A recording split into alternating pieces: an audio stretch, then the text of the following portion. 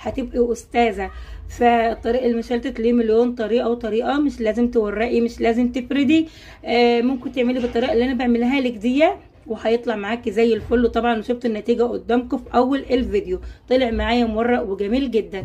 هنا بقى بعملك بالطريقه العاديه اللي هي بتاعتنا اهو زي ما انتم شايفين. ممكن كمان لو فردت فيها تفرد معايا اكتر، بس انا خفت عشان توصل الارض فحبيت افرد كده يعني مش كتير.